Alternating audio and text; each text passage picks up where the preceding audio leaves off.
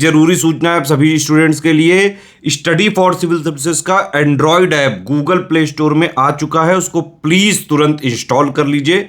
और अगर आप स्टडी फॉर सिविल सर्विसेज के सिर्फ ऐप से कोई भी कोर्स, कोई भी पीडीएफ परचेस करते हैं तो उसमें अप्लाई कूपन, अगर आप ज्ञान सर जो है आप उसमें अप्लाई करते हैं, ये कूपन कोड है, तो उसमें 20% फीस तुरंत माफ हो जाएगी, मतलब 20% डिस्काउंट तुरंत उसमें लग जाएगा।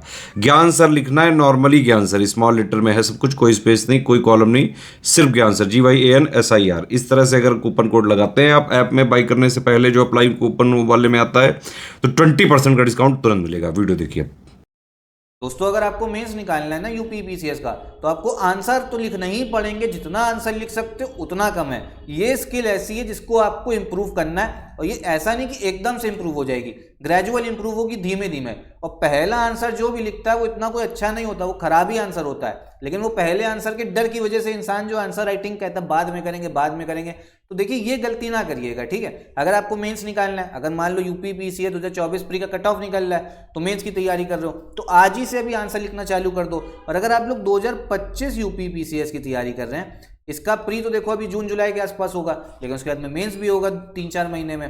तो मेंस के लिए भी आप अभी से आंसर जो है जरूर लिखिएगा, क्योंकि यही एक ऐसी स्किल है जो आपको SDM DSP बनाएगी, ठीक है।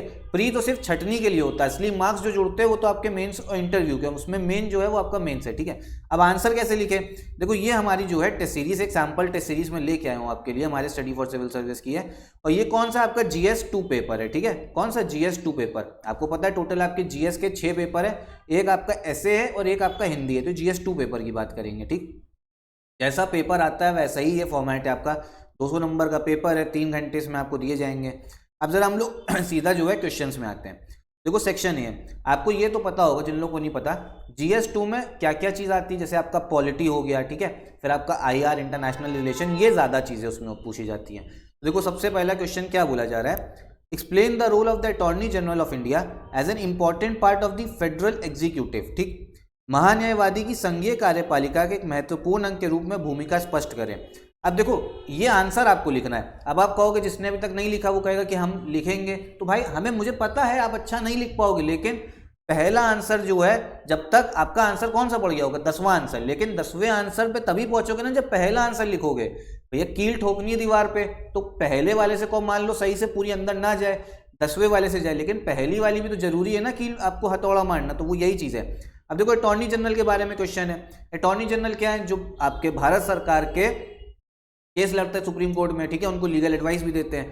पहली चीज तो आपको अटॉर्नी जनरल के बारे में, महान्यायवादी के बारे में पता होना चाहिए, तभी आगे। ये आपका थोड़ा एनालिटिकल क्वेश्चन है, ठीक है, और आजकल जो है यूपीपीसीएस एनालिटिकल क्वेश्चन ही पूछता है, इसी हिसाब से ये टेस्ट सीरीज में दिया गया है। आगे देखते हैं। अब आपको पता है ईवीएम जो है इलेक्ट्रॉनिक वोटिंग मशीन, इसको लेके भैया हमारे देश में कंट्रोवर्सी चलती रहती है, उसी चीज को लेके करंट अफेयर से जोड़ के क्वेश्चन है हमारी टेस्ट सीरीज में। To what extent are the questions raised on the reliability of electronic voting machine justified? What has been the reaction of election commission?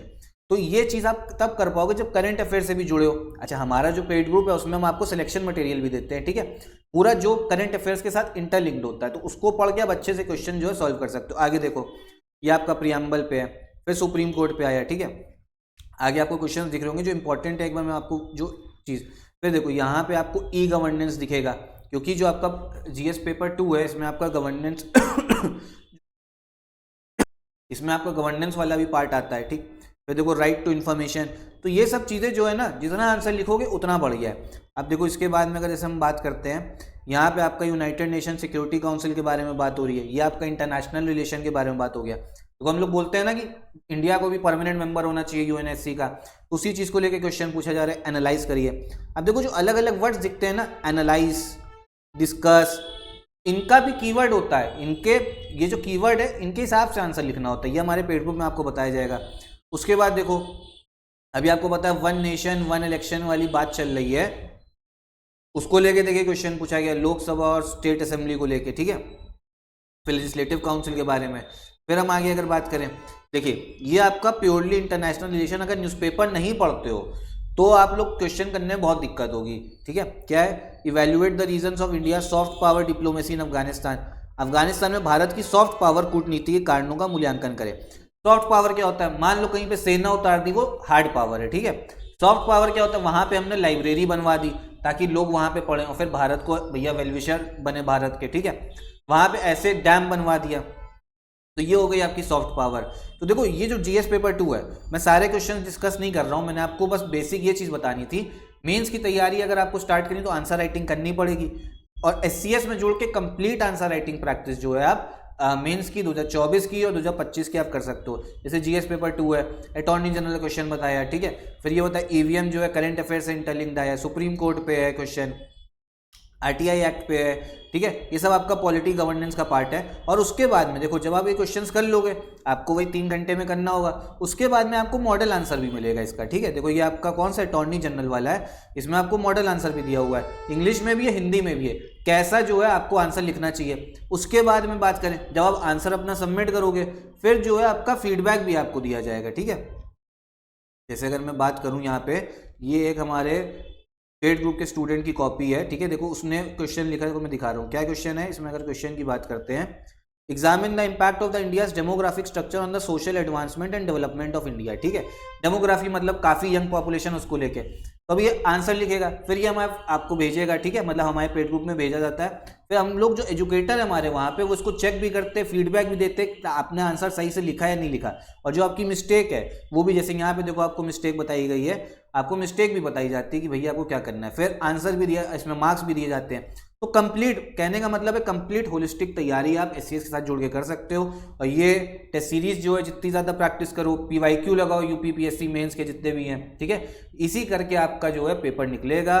और हमारा पेड ग्रुप जो है वो चल रहा है 2024 मेंस का भी, 2025 का भी, ठीक है। तो आप ज्वाइन कर सकते हो इन नंबर्स पे कॉल करके। कोई और डाउट हो आंसर राइटिंग स्किल को लेकर तो कमेंट बॉक्स में पूछिएगा। यहीं पे वीडियो भी खत्म करते हैं। नमस्कार।